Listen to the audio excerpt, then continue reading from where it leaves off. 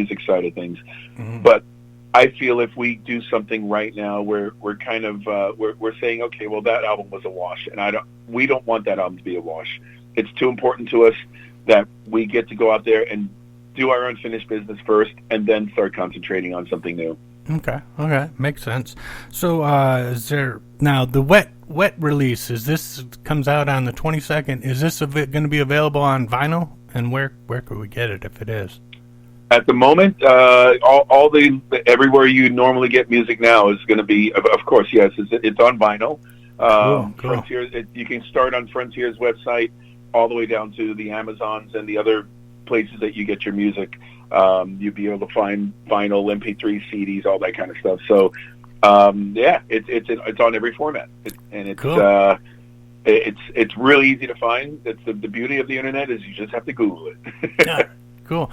So last time I had you on the show, I talked to you off the air and asked you this question, and you were like, "Oh, you should ask me on the air. I don't have any problem with it." And I was like, right. Okay. So now I'm a big fan of heavy metal, and I watch Friday nights. I gotta watch Metal Mayhem on VH1 Classic.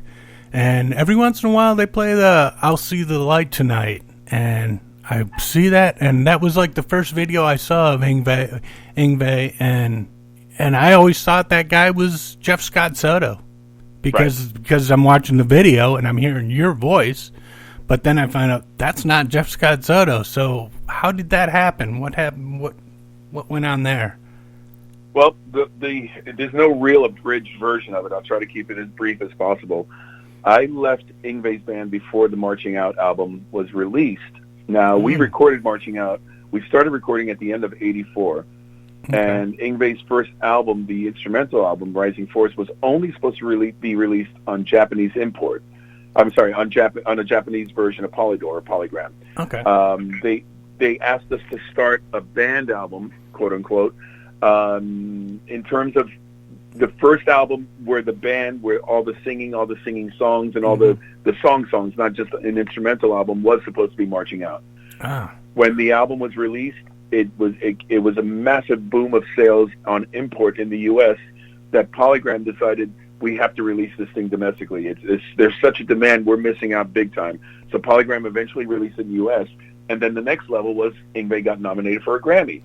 So all these little steps moved Rising Force into the forefront, and Marching Out had to be delayed.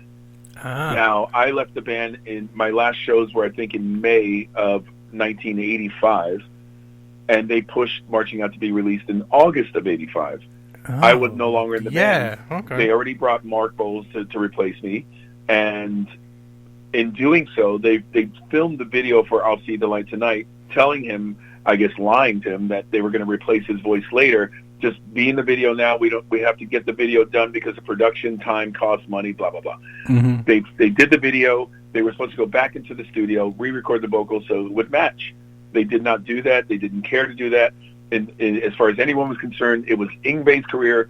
All the focus is on him. Doesn't matter what the singer looks like, what he sounds like. Nobody's going to know. Nobody's going to care. That was the overall view there.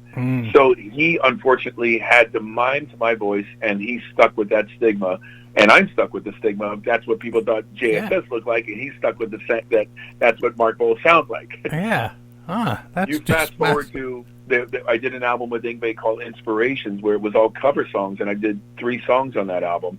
Mark was his live singer still, or at that point, again, I think after 3 times coming in and out of the band, Mark was the live singer on that tour, and unfortunately they shot a music video for Carry On Wayward Son, and it happened again. Oh, man. I believe they were doing the song live, and they just took excerpts from it live, and they made a video out of it with my voice on it. Poor guy. Oh, man. I tell you.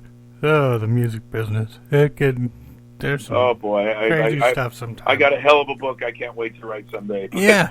People can't be on the earth anymore before I can write it, because it's gonna.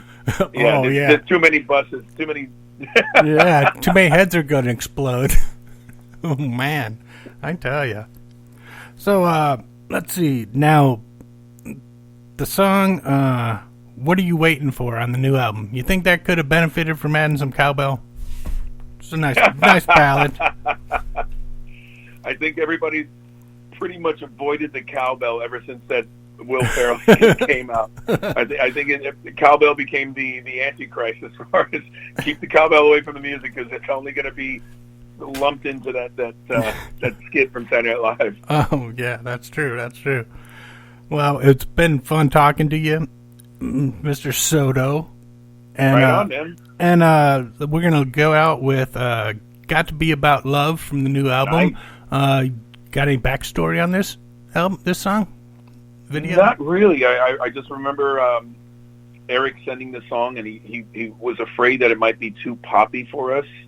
And that happened on a couple of W.E.T albums where he was co-writing with other writers, and it came about saying, guys, I don't know if this is for us. It's a great song, but I don't know. It might be too light for us. And I said, let's just do it. If it's a great song, it's a great song. Let's do it.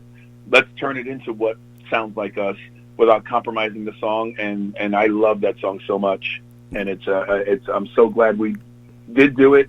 And obviously they end up releasing it as a single, so we made the right decision. Yeah. Now, you said off air you got another video coming out soon. Is that right? It's not another video. It's another single on the day of the release. On the 22nd, there's a song that Eric and I co-wrote called "One Final Kiss." And I guess they'll celebrate the launch of the album with that one on release day in just a few weeks. Awesome. Can't wait. Well, Jeff, it's been an honor having you on the show again. And like I said, yeah, we'll probably talk to you in another month or so. I'll just keep turning them out so we can have an excuse to speak. There you go. Much appreciated.